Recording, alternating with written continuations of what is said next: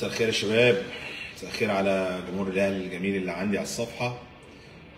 وقلت اطلع نتكلم كده بعد الماتش ورايكم في ماتش النهارده، وهارد لك للنادي الاهلي، هارد لك للفريق الاهلي النهارده.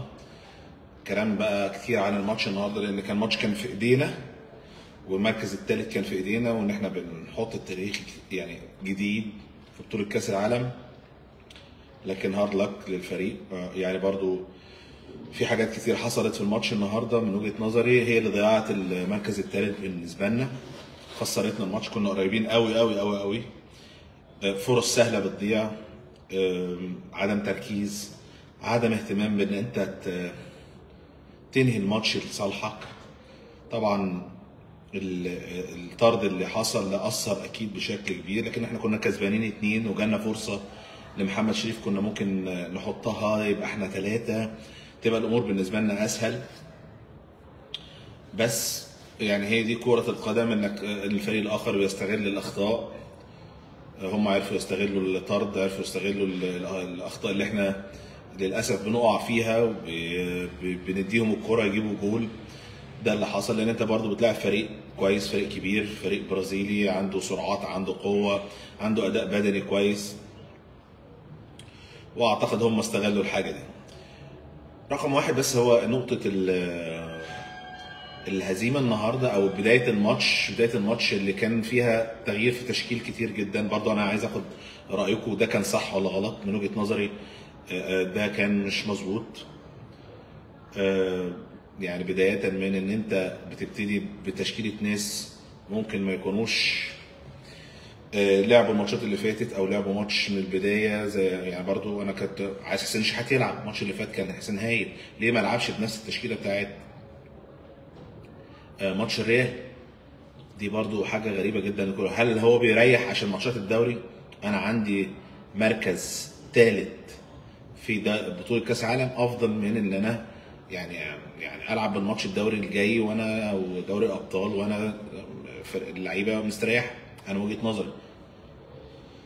ففكره التشكيله نفسها انا عليها علامه استفهام بالنسبه لكولار. التغييرات، بيرستاو ما يطلعش ليه؟ كان يعني بيرستاو من بدري كان يطلع وتقفل بشكل كبير وتحافظ على ال2-1. دي برضو نقطه مهمه جدا. ماله عماد بهجت بيقول لي شفت الشحات؟ ماله الشحات؟ يعني هارد لك للنادي الاهلي. شايف برضو ان في بعض اللعيبه تركيزها في الخناقات اكتر ما يكون تركيزها في الملعب. تركيزها ان انا اوري الناس ان انا بتخانق، وان انا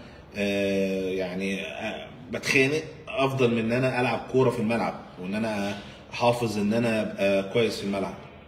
دي نقطه برضو كتيره موجوده كتيره في الفريق. واضح ان في اخطاء متكرره من اللعيبه وموجوده، اتمنى انها ما تبقاش موجوده بعد كده. كاس العالم للانديه كنت اتمنى ان احنا كمان نوصل للنهائي، والاخطاء برضو هي السبب من اسباب ان انت تتغلب من ريال مدريد وتتغلب النهارده، بيعتبر نتيجه وعدد اهداف كبير.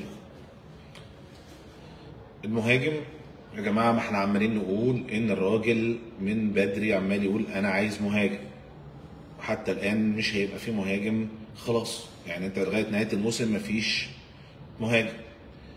انت هتعتمد على محمد شريف، على بيرستاو، على كهربا، لان طبعا كهربا قدامه شهرين ممكن يفضل يلعب لغايه الشهرين دول، ومعاك شادي حسين.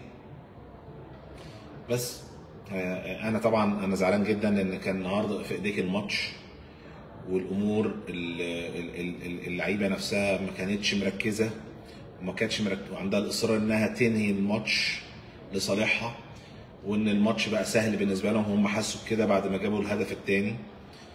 الامور طبعا يعني حاجه حزينه جدا. انا حزين جدا ان الماتش ده راح منك والمركز ده راح منك. جمهور الاهلي اكيد زعلان. فهارد لك برضه النادي الاهلي، لكن الناس برضه لسه لازم نسال ايه اللي بيحصل لفريق النادي الاهلي لما يكون قريب خلاص من ان هو يحقق نتيجه ايجابيه ويبعد مره واحده. هل هو اداء البدني بتاع اللعيبه، ولا تركيز اللعيبه واصرارها جوه الملعب، ولا الامكانيات اللي موجوده كده؟ يا جماعه انا مش عايزكم تظلموا محمد شريف.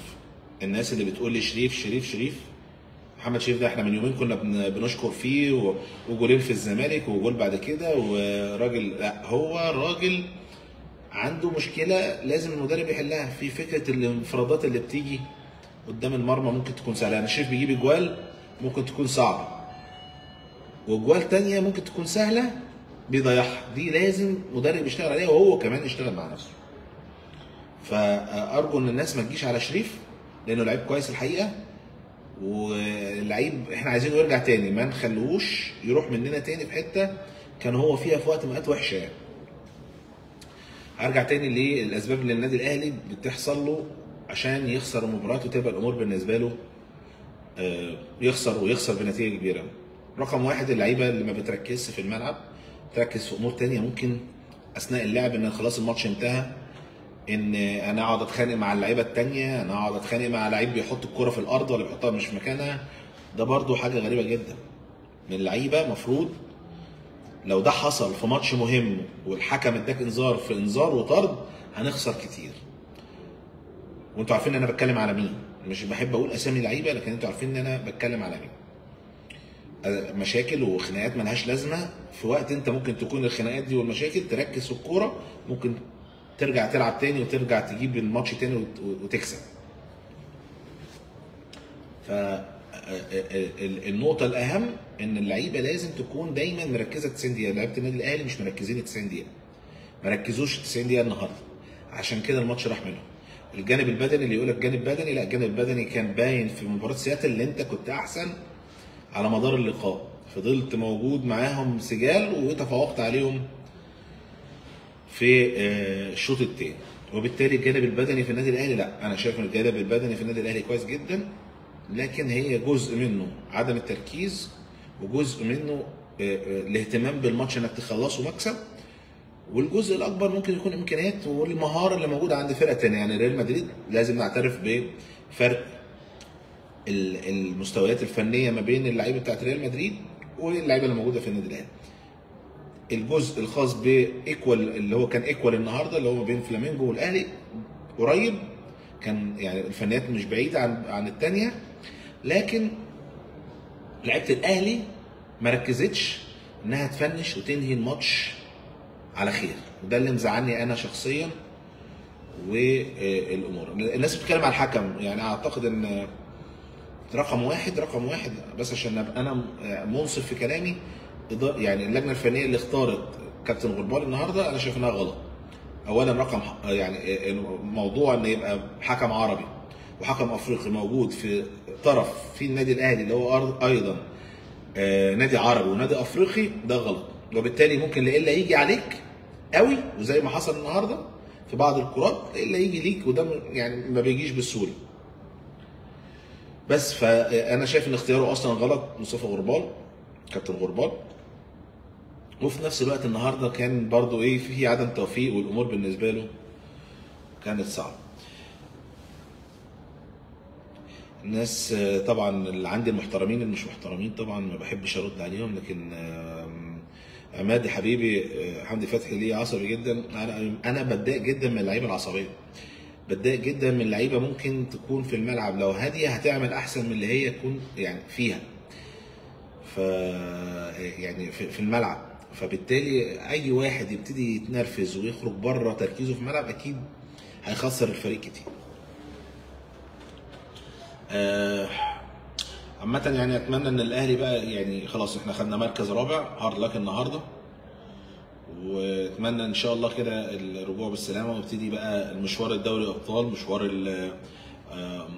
الدوري كمان. الامور بالنسبه لي الفريق هتبقى افضل. انا شايف النادي الاهلي وصل لمرحله كويسه، الماتشات اللي حصلت دي في كاس العالم هتعلم من الروح المعنويه والثقه عند اللعيبه بشكل كبير جدا. فبالتالي يعني اعتقد ان الرجوع لدوري ابطال والدوري العام هيخلي شكل النادي الاهلي مختلف. يا جماعه بس الناس بتسال على الحكم، انا جاوبت عن الحكم وبتكلم معاكم كمان على الشكل اللي احنا كنا فيه في الملعب وايه اسبابه. هل هو جانب بدني ولا جانب تركيز للعيبه ولا جانب امكانيات كمان. انا قلت التركيز وتخليص المباراه ما كانش عندنا بالشكل المطلوب، وفي نفس الوقت الجانب اللي ممكن يكون امكانيات هم كانوا افضل برضه.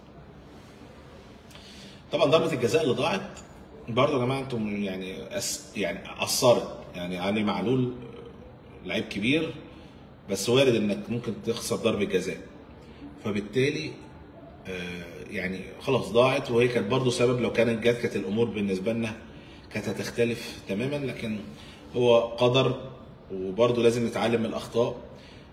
انا طلعت بس معاكم كده عشان نتكلم في الماتش، وزعلان جدا جدا لان كانت في ايدينا المباراه وفي ايدينا ان احنا ناخد مركز ثالث ونحقق الانجاز ده، انك تحققه عدد كبير جدا كده من المرات في بطوله كاس العالم، وده طبعا صعب. عماد بهجت بيقول لي ليه التاخيرات في التغيير؟ ما ده برضو واضح جدا ان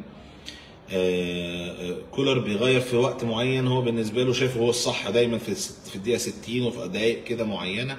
حتى حسين الشحات نازل متاخر قوي قوي قوي من وجهه نظري. بس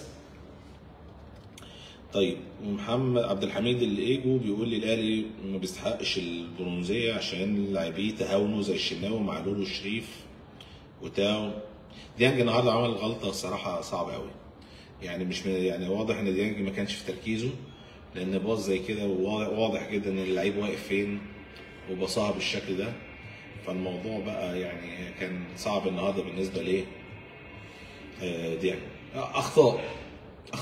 اخطاء كتيره في عدم اهتمام وتركيز واصرار، مع برضه فرق امكانيات.